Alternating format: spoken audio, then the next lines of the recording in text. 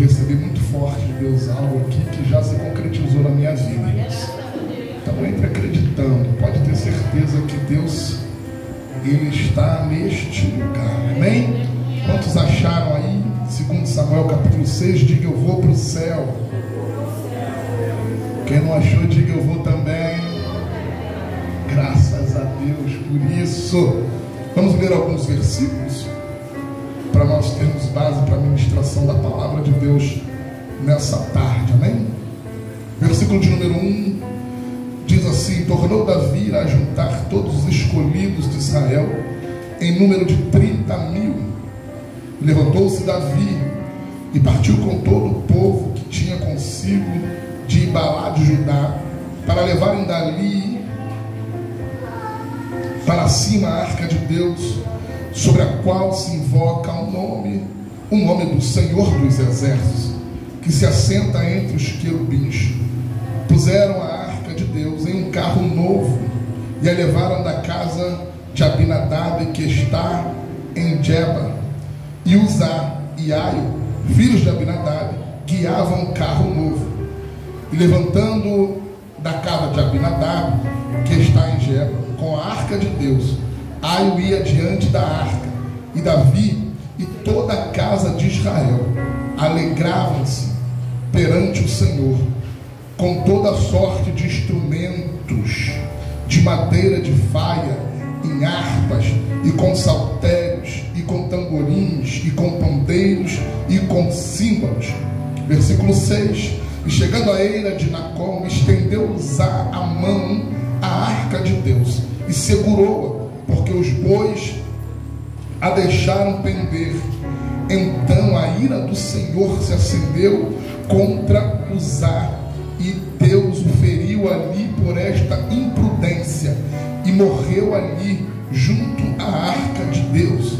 Davi se contristou, porque o Senhor abrira a rotura em Uzá, e chegou àquele lugar, e chamou aquele lugar Pérez Uzá até o dia de hoje. E temeu Davi ao Senhor naquele dia, e disse: como virá a minha arca do Senhor? E não quis Davi retirar para si a arca do Senhor para a cidade de Davi, mas Davi a fez levar à casa de Obed-edom, o geteu. E ficou a arca do Senhor em casa de Obed-edom, o geteu, 3 meses. E abençoou o Senhor a Obed-edom e toda a sua casa e tudo quanto tinha. Então avisaram a Davi, dizendo: abençoou o Senhor a casa de Obed-edom e tudo quanto tem, por amor da arca de Deus. Foi, pois, Davi e trouxe a arca de Deus para cima da casa de Obed-edom, a cidade de Davi, com alegria. Você pode dar uma glória a Deus? Glória a Deus. Se assenta em nome de Jesus, querido. Isso, minha filha, deixa Deus te usar aí nesse mistério. Segundo a Reis 3,15 diz: se houver tangedor, tem profecia. Então deixa Deus te usar aí nesse mistério. Isso, vai não. Queridos, texto que nós conhecemos bem, segundo Samuel, conta e trata do episódio de quando o rei Davi toma a decisão de trazer a arca da casa de Abinadab para Jerusalém, para a capital. A gente precisa aqui entender algumas verdades. Para isso a gente precisa retratar um pouco da história, para que de fato a gente possa compreender aquilo que Deus tem para falar aos nossos corações nessa noite. Todos nós sabemos que Davi é um dos monarcas mais conhecidos da história, porque ele tem uma história que nos motiva, que nos fortalece, porque a Bíblia diz que Davi, ainda novo menino, segundo alguns historiadores, aproximadamente com 16, 17 anos, ele vai ser ungido rei na sua casa diante dos seus irmãos. Só que eu aprendo com Davi que da minha unção para o lugar que Deus quer que eu chegue, existe um tempo necessário.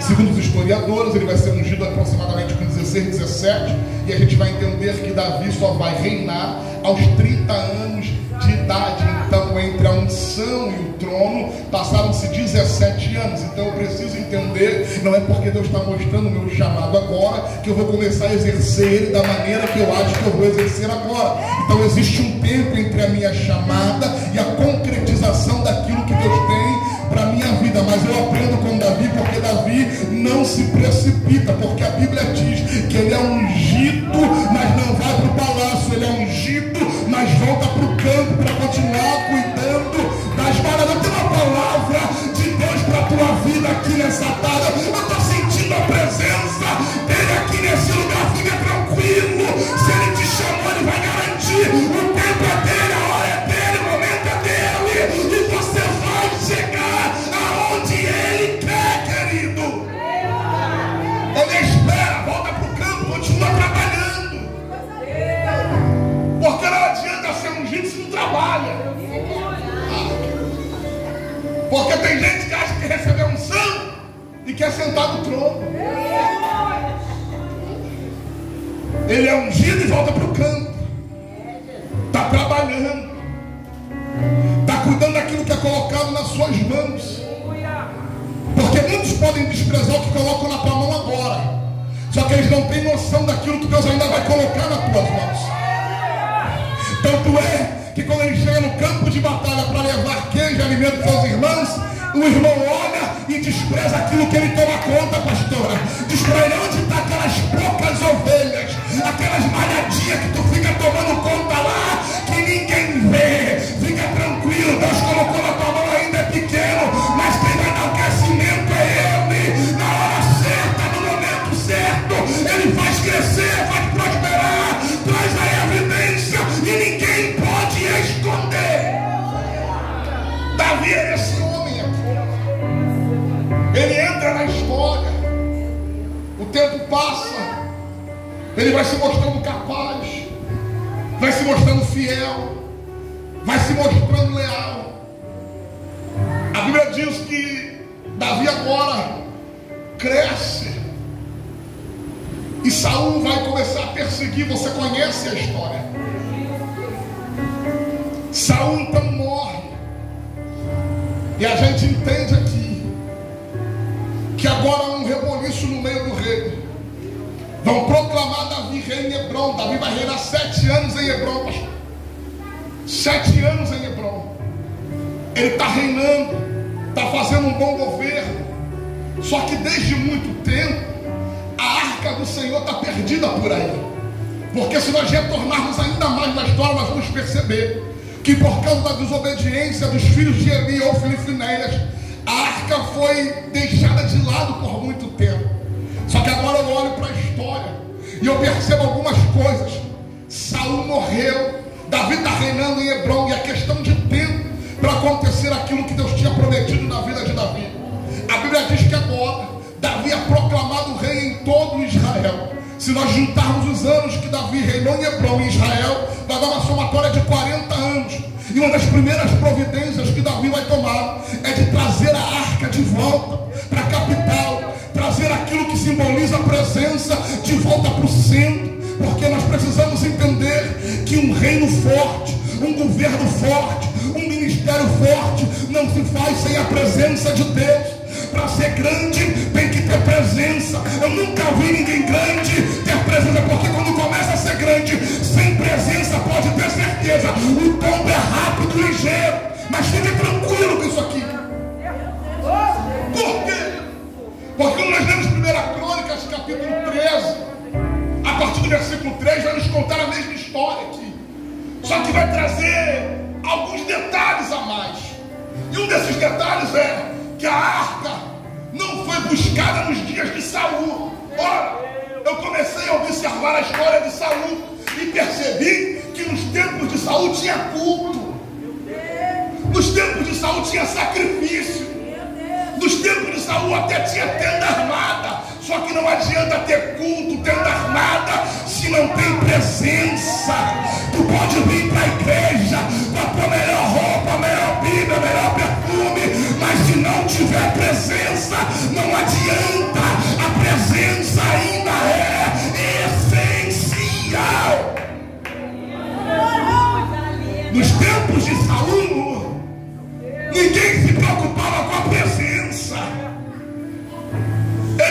queriam sacrificar de qualquer jeito, mas não tinha presença.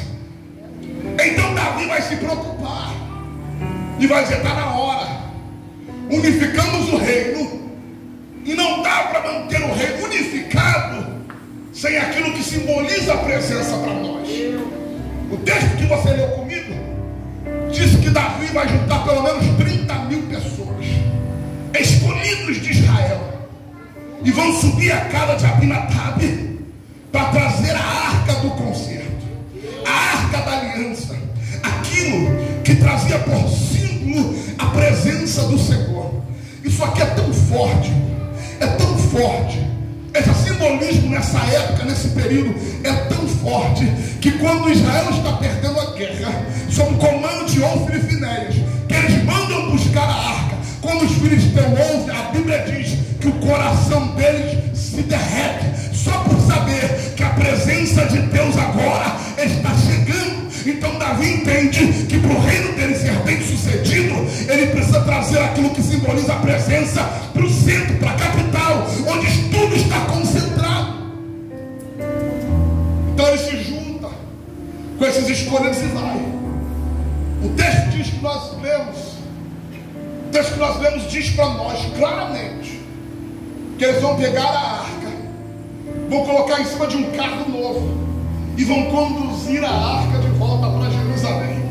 E você leu claramente comigo, e Deus está querendo que a gente reflita sobre isso. Perceba no texto que eles estão fazendo festa, eles estão tocando toda sorte de instrumentos de madeira de faia, como coarpas, saltérios, tamborins, pandeiros, sinos, e eles estão se alegrando. Escute isso aqui, eu vou repetir para você entender e gravar bem. Eles estão se alegrando na presença do Senhor. Há uma festa tremenda acontecendo. Mais de 30.000 pessoas estão pulando, saltando de alegria. Por quê? Porque agora estamos trazendo de volta a presença do Senhor. Só que a Bíblia diz que quando eles chegam perto da eira de Nacon, os bois vão tropeçar, e dá-se a entender que a arca vai cair. E quando ela vai cair, alguém estende a mão, e a Bíblia diz que esse homem que estende a mão, Deus vai fulminar ele na hora, vai matar ele na hora. Isso aqui mexeu comigo e me deixou um pouquinho encucado. Por quê? Porque o que ele está fazendo não está errado. A olhos humanos a arca vai cair, e eu tenho que ter cuidado, não posso deixar ela cair no chão. Só quando eu olho para as Escrituras, eu posso entender aquilo que Deus está fazendo. Porque a Bíblia diz em Números capítulo 4 que não podia tocar nos utensílios sagrados. Aqueles que eram responsáveis por transportar os utensílios, ainda assim não podiam tocar nele. Tinham que envolver com couro, tinham que envolver com pano azul, e só depois transportar. Não podia tocar. E tinham as pessoas certas, as pessoas exatas para fazer esse tipo de trabalho, a saber, os filhos de Levi, descendentes de Arão. Quem são eles? Os gersonitas, os meraritas e os patitas. E a responsabilidade de carregar a arca, os utensílios, é dos patitas. Aí me vem alguém que conhece a lei, conhece a história e quer fazer aquilo que não é para fazer. A intenção do coração é até boa, mas mais vale a obediência do que a intenção do teu coração, querido. Escute aqui, ele estende a mão. E sabe o que mais mexeu comigo? É porque essa arca aqui, que representa a presença do Senhor, está há 20 anos na casa de Abinadab e ninguém morre. Ela está há 20 anos lá. E na hora que eles decidem trazer ela de volta, colocar em cima de um carro novo de boi, ela não subiu flutuando. Alguém teve que colocá-la lá em cima. E a pergunta é: por que ninguém morre? Por que ninguém morre? Só que é para a gente refletir sobre a nossa vida. Porque eu estou falando de um povo israelita, Um povo judeu, um povo que as suas tradições, a lei, os profetas são transpassados de geração em geração.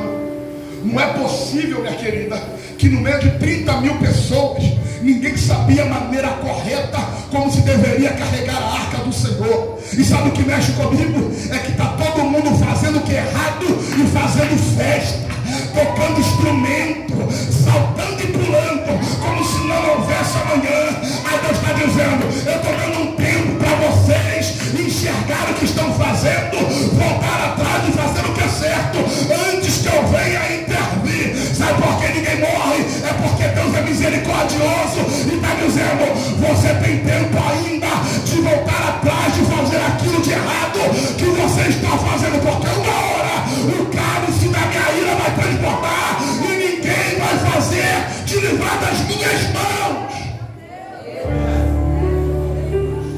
É difícil de dar glória,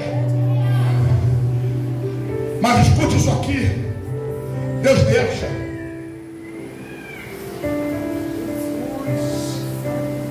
Está fazendo errado, e o que é pior, sabe o que está fazendo. Aí Deus, vou dar um tempo para vocês recalcularem a rota, para vocês fazerem ainda o que é certo. Porque pensa que Deus não faz nada sem propósito. Se você ler Êxodo capítulo de número 25, você vai ver a ordem de Deus para a construção da arca. Então ele coloca argolas, a saber 4, manda fazer varais, não é à toa. Por quê? Porque havia uma maneira correta de carregar, havia uma maneira certa de carregar. Só que a gente não quer carregar da maneira certa, a gente quer carregar da maneira mais fácil. Eu vou repetir isso aqui para você entender. O nosso problema é que a gente não quer carregar da maneira certa, nós queremos carregar da maneira mais fácil. Porque a maneira mais fácil me possibilita muitas coisas. A maneira mais fácil é mais rápido, a maneira mais fácil é mais agradável. Só que a maneira certa te garante êxito na missão que Deus te entregou. Tem muita gente que está chegando, mas não se importa com a maneira que chega. É aquele ditado do diabo que o mundo insiste em usar: os fins justificam os meios. Na igreja não, querido, na casa de Deus não, na tua vida não, na minha vida não. Esse negócio de burlar o meio para chegar no fim que eu quero não vai dar certo. Você vai colocar tudo a perder. É melhor no meio andar de maneira certa, para que o fim aconteça de maneira certa.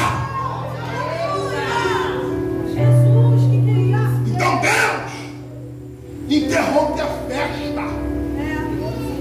E tu percebe o texto? Eles estavam se alegrando na presença de quem? Diante de quem? Você leu comigo, está escrito, é explícito no texto, que eles se alegravam diante do Senhor.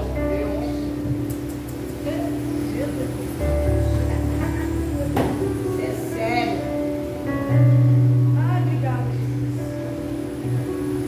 Vem para o culto, roda, pula, canta, prega, serve água, trabalha na cantina, faz e acontece.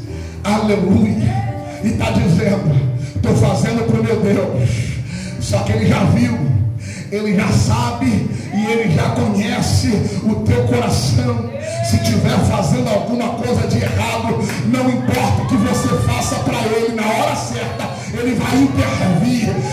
Então antes que ele intervenha com uma situação pior, continua até fazendo, mas faz da maneira correta, faz da maneira certa, coloca a intenção certa, coloca a intenção da maneira correta. Deus não passa a mão na cabeça de ninguém, e a Bíblia diz que tudo é muito atento aos seus olhos. A Bíblia diz que os olhos deles são como chamas de fogo. Ninguém pode escapar da ótica de Deus. Quer fazer, faz, mas faz da maneira correta. Aí Deus interrompe. Alguém pode nos ver, pensar nos nossos dias, olhar, poxa Deus, mas eles estavam se alegrando na tua presença. Ah Deus, eu não estou preocupado com isso. Estou preocupado que faça da maneira que eu mandei. Se vai saltar não me importa, se vai cantar não me importa, se vai pregar não me importa. O que me importa é que faça da maneira que eu estabeleci. Então já interromper a festa.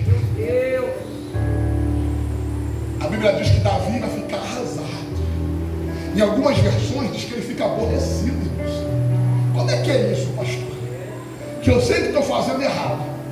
Deus entra e eu ainda fico aborrecido. Tristinho. Chateadinho. Fazendo até biquinho para Deus. Eu preciso olhar para mim e perceber que eu estava fazendo não era do jeito que Deus queria. E por isso ele entrou. Davi fica triste. O texto diz que eles vão pegar a arca e vão introduzir na casa de Obed-Edom do Geteu. Aleluia. A arca vai ficar lá 3 meses. E não há nenhuma evidência no texto que Davi tinha intenção de voltar para buscar a arca. Ou seja, por causa de uma situação ele abandonou o projeto de Deus. Por causa de algo que deu errado no meio do caminho, ele abandonou o projeto de Deus. Porque o projeto não era dele, ele estava sendo usado para executar um projeto que já era de Deus. Então o projeto não é de Davi, o projeto é de Deus. Mas quando coisas ruins acontecem, nós temos a tendência a abandonar o projeto que estava nas nossas mãos. Sabe o que Deus estava dizendo para Davi? Meu filho, recalcula a rota, faz direito, porque se tu fizer, tu vai chegar aonde eu disse que tu vai chegar. Davi vai embora e abandona a arca, abandona o projeto, abandona aquilo que Deus entregou nas mãos dele e vai viver a sua vida. A arca fica 3 meses na casa desse homem. 3 meses. O que me chama a atenção no texto, e eu li, repeti, falei alto para você entender e pegar isso aqui, é que não chegou nada novo na casa de Obed-Edom. O texto diz que tudo quanto ele tinha, pastor, foi abençoado por causa daquilo que simbolizava a presença dentro da casa dele. Isso aqui vai doer, mas vai curar. O problema é que as coisas estão muito erradas na nossa casa, porque a gente jogar tudo fora. Está com problema com o marido, quer trocar de marido. Está com problema com a esposa, quer trocar de esposa. Está com problema com os filhos, ainda abre a boca para dizer, tu não devia nem ter nascido. Aí Deus está dizendo, quando a minha presença entra, não precisa de nada novo, porque eu abençoo o que você já tem. Tudo quanto ele tinha, Deus abençoou.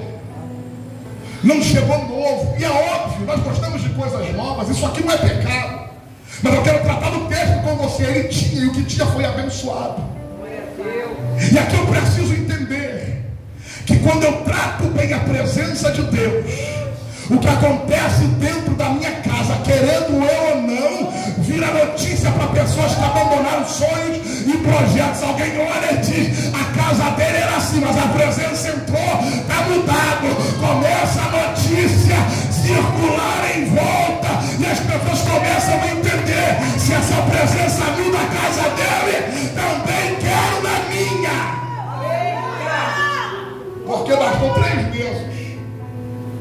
Aleluia. 3 meses. Alguém chegou no castelo, aleluia, no palácio, e disse, Davi, tem um negócio acontecendo. O que é que está acontecendo? Lembra quando a gente estava trazendo a arca, Uzá morreu, deu aquele problema todo, você deixou a arca para lá? Ele lembra. Então, está abençoando lá a casa do fulano. O negócio lá está forte, Davi. O negócio lá está de brincadeira não. Deus entrou com força na casa dele. E tudo quanto ele tinha está sendo abençoado de forma extraordinária. Aí quem tinha enterrado o projeto, colocado o projeto na gaveta, vai ter que tirar de novo. Aleluia. Vai ter que tirar de novo. Aleluia. Davi vai se levantar. Aleluia. Vai dizer: está na hora da gente voltar para o projeto. Está na hora da gente voltar para o plano principal. Aleluia. 1 Crônicas capítulo 15. A Bíblia diz que Davi agora vai se levantar. Só que agora ele vai de uma maneira diferente. Qual é a maneira? Chama os levitas, a saber, da tribo dos patitas. Coloca eles na frente para carregar a arca do Senhor, para trazer de maneira correta. Vai até demorar mais um pouquinho de tempo, mas vai ser melhor desse jeito. Como é que faz? Pega a arca lá na casa de Obed-Edom, coloca sobre os ombros dele, dá 6 passos, para e sacrifica. Dá mais 6, para e sacrifica. Mas vai demorar muito, Davi. Não tem problema, deixa demorar o tempo que tem que demorar. A gente só não pode cometer o mesmo erro de abandonar aquilo que Deus entregou nas nossas mãos.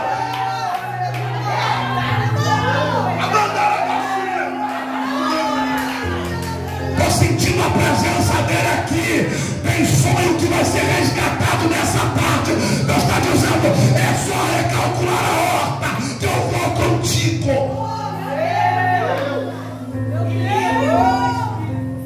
Ele agora está fazendo da maneira correta. Meu Deus, que é isso? Da maneira certa. Escute isso aqui, pega isso aqui para a tua vida.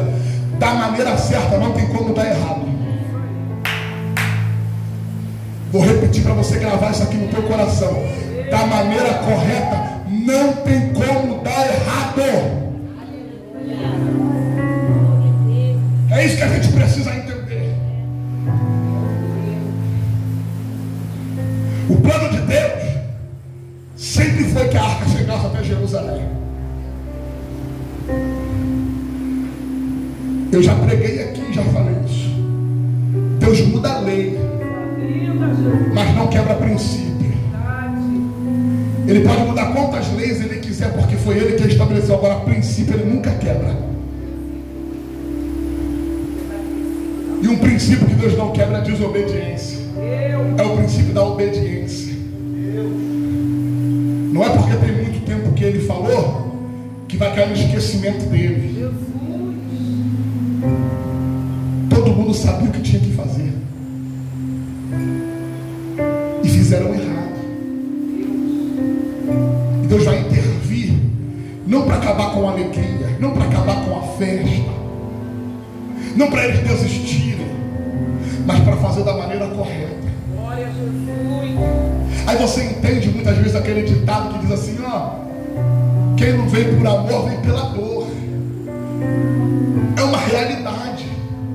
Porque você entra aqui numa tarde como essa, ouve uma palavra como essa, e em vez de se consertar, você muitas vezes quer continuar do jeito que está.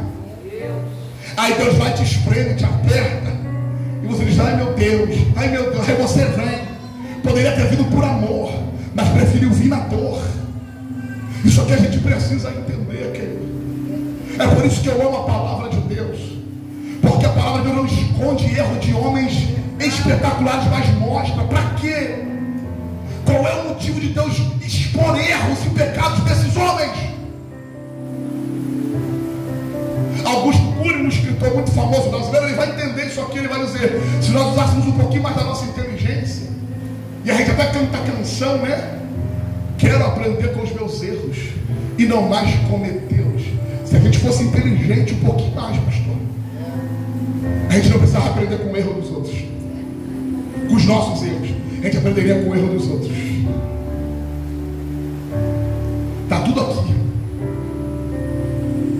Está tudo aqui. Homens que foram sensacionais e erraram. Está exposto para quê? Para que eu e você não venhamos errar. Davi é considerado um homem segundo o coração de Deus. Você sabe disso. E Deus está expondo escancaradamente os seus erros, para que eu e você não cometamos os mesmos erros. Poderia até ter uma modalidade nova. Qual? Um erro novo. Mas não existe erro novo. Todo tipo de erro que você cometeu, alguém já cometeu antes de você, e você já conhece. Você já sabe, eu já conheço, eu já sei. Então Davi teve que aprender na dor. E ele vai voltar agora, mas vai fazer da maneira correta. E aqui é uma grande dificuldade, é por isso que eu aprendo com esse homem. Davi, quando recebe a notícia, ele não fica orgulhoso, ele não fica com vergonha, ele entende agora o que precisa fazer. Ele entende, e eu gosto de tentar entender a pessoa, entrar na história, no personagem. Ele entende, pois bem, eu estava fazendo errado, porque se não deu certo na casa dele, vai dar aqui também. É só fazer da maneira certa, é só fazer da maneira correta, é simples assim. E ele, como líder, se levanta e organiza para fazer da maneira certa. Bora, quer ver tua casa dar certo? Faz da maneira correta. Quer ver teu ministério dar certo? Faz da maneira correta. Aí sabe por quê? Muitas vezes nós somos tantos escândalos no meio evangélico, é porque as pessoas até chegam, mas não fazem da maneira correta, não se firmam da maneira correta.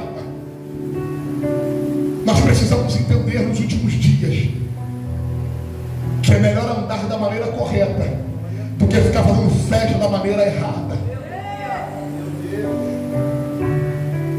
É melhor andar da maneira correta do que ficar fazendo festa da maneira errada. Todo mundo estava vendo a festa e estava alegre, só que o céu não estava contente. Aleluia.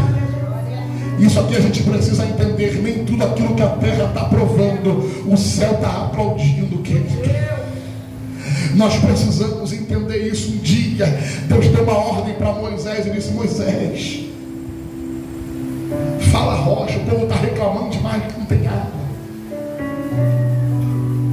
Moisés irado vai lá e bate na rocha. Todo mundo bebe água, todo mundo fica saciado, a terra está em festa, acabou com a nossa sede. Mas não é porque a terra aplaudiu e ficou saciada que o céu aprovou. É melhor ser reprovado pela terra, mas ser aprovado pelo céu. Eu te mostro isso nesse texto que nós lemos aqui. Eles demoram um pouquinho mais de tempo para chegar em Jerusalém. E quando chega, Davi está alegre junto com os seus súditos, dançando, pulando, rodando na presença do Senhor. Aí você percebe que quando ele chegou triste, ninguém falou nada. Mas agora que ele está fazendo da maneira correta, se alegrando da maneira correta, tem alguém da janela olhando para apontar e para criticar.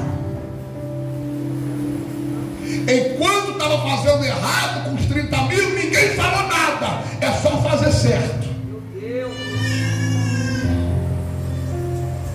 Alguém olha e diz: isso aí está errado.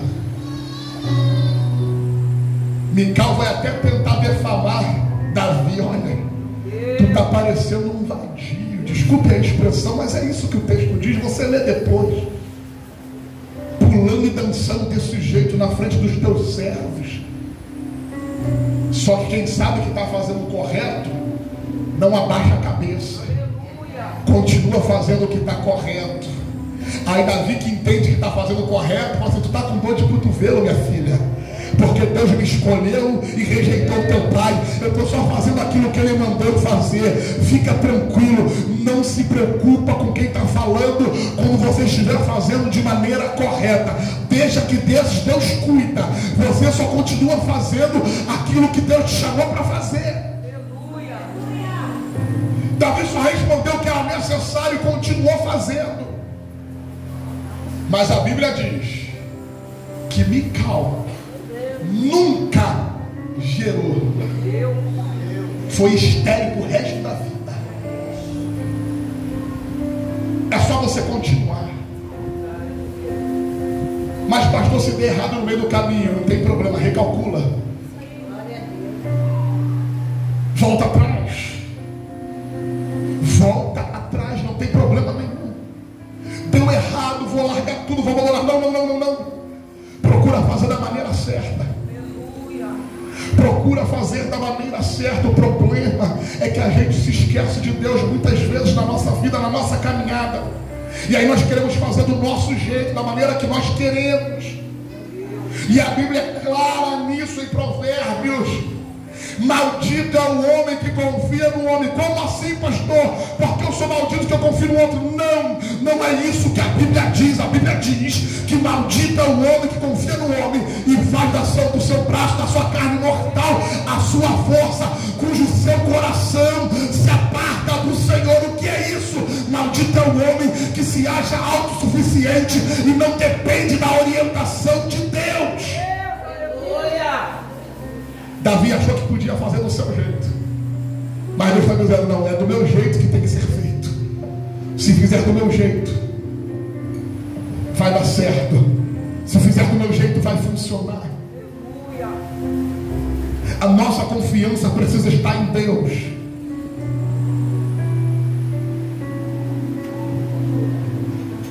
Se coloca de pé em nome de Jesus.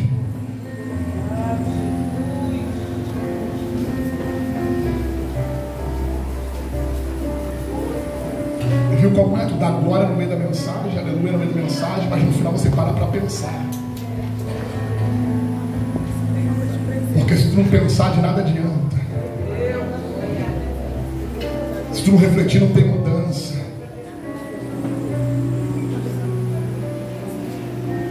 Qual é o caminho que você está indo?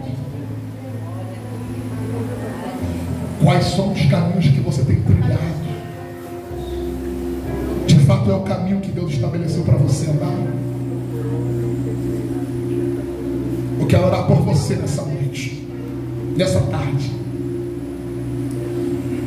Quero fazer essa oração específica por você que entrou aqui e que algumas coisas da sua vida têm dado errado. Algumas áreas da sua vida não têm funcionado como você acha que deveria funcionar. Eu quero que você saia do seu lugar e venha aqui à frente bem rapidinho. Eu quero orar por você.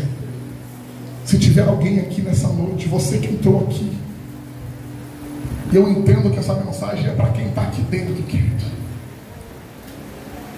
Pessoas que planejaram algumas coisas e não deu certo, deixaram de lado. Planejaram algumas coisas e abandonaram o projeto porque alguma coisa deu errado no meio do caminho. Aí dá tempo de você recalcular isso aí. Sonhos, planos que você entregou a Deus e deixou de lado porque coisas deram errado no meio do caminho. Ei, talvez foi uma intervenção divina só para você recalcular. Deus está dizendo: não abandone o teu sonho, não abandone o projeto, porque eu plantei ele no seu coração. Então sai do seu lugar e vem aqui. Eu quero orar por você. Feche os teus olhos. A igreja fecha os olhos nessa hora, nesse momento, em nome de Jesus. Isso, em nome de Jesus. Sai do seu lugar. Eu vou te dar 30 segundos enquanto o Ministério de Louvor se prepara aqui, para você fazer uma reflexão sobre aquilo que foi falado aqui nessa tarde. Uma chance igual a essa. E se você se encaixa nisso, sai do seu lugar. Se você precisa receber essa oração nessa tarde, eu quero orar por você. Isso. Quero estar em tua presença, nem que seja a última vez.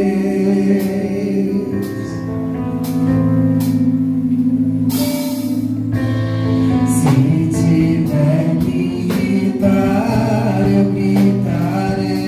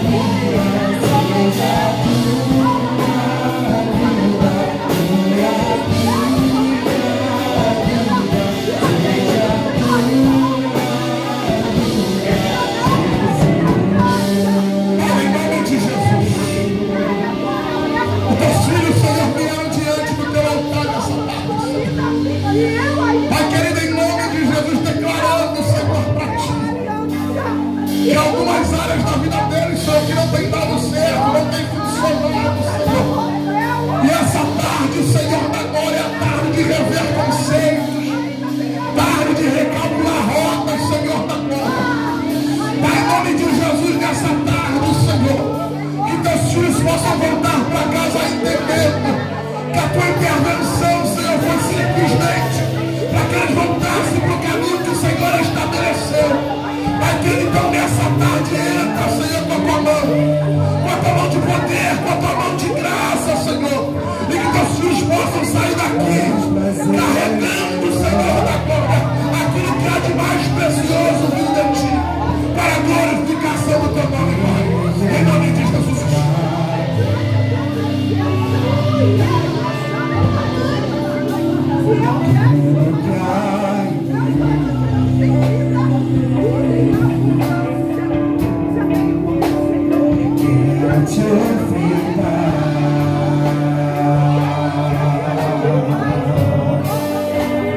Mas ainda é pouco eu sei, sem comparado aqui,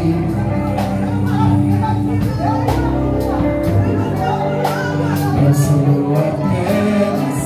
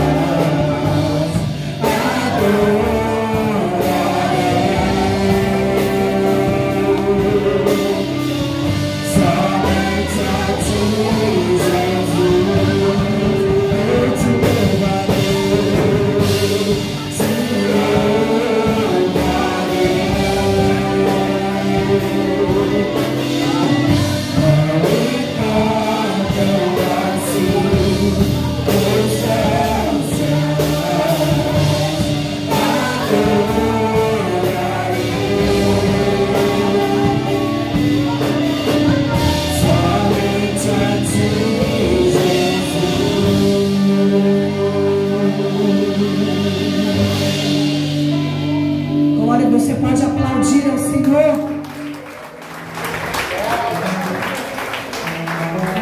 Aleluia. Glória a Deus. Estamos terminando nossa tarde de consagração. Estamos abençoados pela palavra do Senhor. Essa tarde, vemos que estamos saindo da casa do Senhor abençoados, em nome de Jesus.